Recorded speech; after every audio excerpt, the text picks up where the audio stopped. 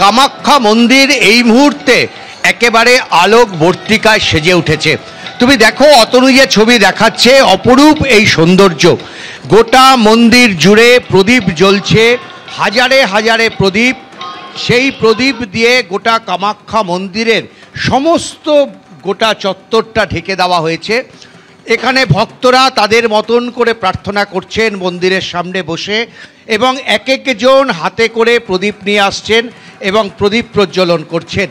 গোটা শুধুমাত্র কামাখ্যা মন্দির চত্বর না, এই মুহূর্তে কিন্তু এই যে আশপাশের গোটা অঞ্চলটা, এখানেও কিন্তু প্রদীপের আলো জ্বালিয়ে এই দিনটাকে, আজকের এই বিশেষ দিনটাকে তারা উদযাপন করেন। এটাই হচ্ছে এখানকার প্রথা। দেখো, এখানে যে বিশেষ পুজোর আয়োজন করা হয়, সেই পুজোর নাম হচ্ছে অন্ধকার থেকে আলোর উৎস, এবং সেই কারণেই এই অন্ধকার ঢেকে আস্তে আস্তে আলোর দিকে উত্তরণ, এটাই হচ্ছে কামাখ্যা মন্দিরের পুজোর মূল মন্ত্র। আর সেই কারণেই এখানকার মানুষজন তারা এখানে প্রদীপ জ্বালিয়ে তারা প্রার্থনা করেন, মায়ের কাছে তারা প্রার্থনা করেন, তাদের মনস্কামনা পূর্ণ হয়, এমনটাই ভক্তদের বিশ্বাস। এখানে পুজোর আয়োজন বলতে সেই অর্থে নতুন করে পুজো, এখানে আজকে লক্ষ্মী এবং কুবেরের পুজো হয়, এবং সেই পুজো হওয়ার পরে মায়ের আবার পুজো হয়, কিন্তু সেখানে ভেতরে ঢোকার অধিকার বা প্রবেশাধিকার কিন্তু কারোর নেই, একমাত্র পুরোহিতরা সেখানে ঢুকতে পারেন। বাইরে যে কালী মন্দির আছে সেখানে কিন্তু কালী পুজো হবে এবং সারা রাত ধরে সেই পুজো চলবে। সব মিলে এক অপরূপ ছবি তুমি দেখতে পাচ্ছ, একেবারে অপরূপ ছবি। চারিদিক প্রদীপের আলোয় ভরে গিয়েছে। দীপাবলিতে এই আলো এক অনন্য আলোক স্তরে উত্তরণের কথা বা প্রতীক যেন হিসাবে সামনে আসে। আমি এইবার এইখান থেকে কামাখ্যা থেকে আপনাদের কালীঘাটে নিয়ে যাব। কালীঘাটের এই সন্ধেবেলার ছবিটা কিভাবে সেজে উঠেছে, ভক্ত সমাগম কীরকম, এবং কিভাবে কোন কোন রীতি মেনে মায়ের আরাধনা হচ্ছে, সত্যজিৎ বৈদ্য আমাদের প্রতিনিধি সেটাই তুলে ধরবেন। বলো সত্যজিৎ।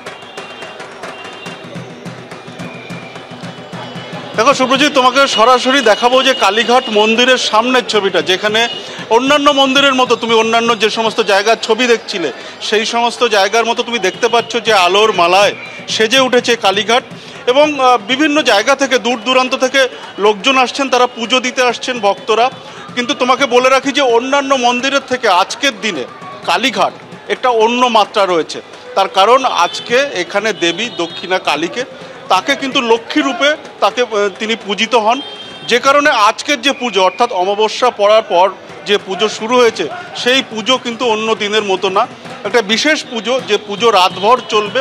এবং যে কারণে বিভিন্ন প্রান্ত থেকে, শুধুমাত্র রাজ্যের নয়, দেশের বিভিন্ন প্রান্ত থেকে ভক্তরা আসছেন পুজো দিতে। এবং এই বিশেষ দিনে কালীঘাট মন্দির বিশেষভাবে সেজে উঠেছে, এবং তুমি সেই ছবি দেখতে পাচ্ছ। একদিকে যেমন ভক্তবৃন্দের সমাগম রয়েছে, তেমনি অন্যদিকে আলোর মালায় সেজে উঠেছে মন্দির চত্বর, এবং বিভিন্ন জায়গা থেকে তারা আসছেন এই বিশেষ দিনে বিশেষ পুজো দিতে। এবং তোমাকে বলে রাখি, আরও একবার বলে রাখি, যে আজকের দিনে এখানে দেবী লক্ষ্মী রূপে পূজিত হন। শুভ্রজিৎ। একদম কালীঘাটের ছবিটা আমাদের প্রতিনিধি সত্যজিৎ বৈদ্য তুলে ধরলেও স্বাভাবিকভাবেই বিভিন্ন জায়গার পুজো মণ্ডপ, অর্থাৎ বারোয়ারি পুজো এবং বিভিন্ন কালী মন্দিরের পুজো আপনাদের সামনে তুলে ধরছি। যেরকম আমি ঠিক যেরকম বলছিলাম একটু আগে, যে আমি দাঁড়িয়ে রয়েছি একদম করুণাময়ী কালী মন্দিরে, সেখানে রাজবেশে সাজিয়ে তোলা হয়েছে মা করুণাময়ীকে, অর্থাৎ কন্যা রূপে পূজিতা হন মা। তারই পাশাপাশি এখানে শ্যামা সঙ্গীত চলছে। আর আজকে 9:30টার সময় নিশি পুজো, অর্থাৎ যে বিশেষ পুজোর আয়োজন করা হয়েছে, তার আগে ভোগ বিতরণ হয়েছে, ভোগ নিবেদন করা হয়েছে মাকে। এবং এই যে পুজো, কালী মন্দির সাবর্ণ রায়চৌধুরীর পরিবারের সঙ্গে ওতপ্রোতভাবে জড়িত, অর্থাৎ ইতিহাস রয়েছে। নন্দদুলাল রায়চৌধুরী সাবর্ণ রায়চৌধুরী পরিবারের জমিদার তথা কালী সাধক, তার কন্যা মা করুণা, তার যখন মৃত্যু হয়, তারপর স্বপ্নাদেশ পেয়ে নন্দদুলাল রায়চৌধুরী তিনি এই মন্দির প্রতিষ্ঠা করেন। টালিগঞ্জের আদি গঙ্গার তীরে এই মন্দির 266 বছর ধরে এইভাবেই এই মন্দিরে পুজো হয়ে আসছে। আর সেই মন্দির দেখুন, কালী পুজোর দিন অর্থাৎ দীপান্বিতা অমাবস্যার দিন কি সুন্দর করে সাজিয়ে তোলা হয়েছে। আমরা বারবার বলি, রাজ্য জুড়ে শক্তির আরাধনা চলছে, নিষ্ঠা ভরে দেবীর বন্দনা, কিন্তু তারই পাশাপাশি আলোর উৎসবে আমরা প্রত্যেকে মেতে উঠেছি। এবং সেই আলোর উৎসবে যে মেতে উঠেছি, তার ছবিটা এই কালী মন্দিরে আরো স্পষ্ট। একেবারে সেই আলোকোজ্জ্বল টালিগঞ্জের করুণাময়ী কালীবাড়ির ছবি আপনাদের সামনে তুলে ধরছে দেবস্মিতা, এবং প্রচুর ভক্ত সমাগম সেখানে রয়েছেন। আমি এইবার আপনাদের সামনে রাখবো চেতলা অগ্রণীর কালী পুজোর ছবি। ৬৬ বছরে পা দিল চেতলা অগ্রণীর কালী পুজো, মণ্ডপ সজ্জিত হয়েছে রুদ্রাক্ষ দিয়ে। চেতলা অগ্রণীর কালী পুজো এবছর ৬৬তে পা দিল। তারা তাদের মণ্ডপ সাজিয়েছেন এই রুদ্রাক্ষ দিয়ে। চেতলা অগ্রণী বলতেই সাধারণ মানুষ দুর্গাপুজোর কথা ভাবে, কিন্তু এই পুজো শুরু হয়েছিল কালী পুজো দিয়েই। কালী পুজো দিয়েই কিন্তু এই চেতলা অগ্রণীর যে নাম, সেটাই কালী পুজোকে কেন্দ্র করে।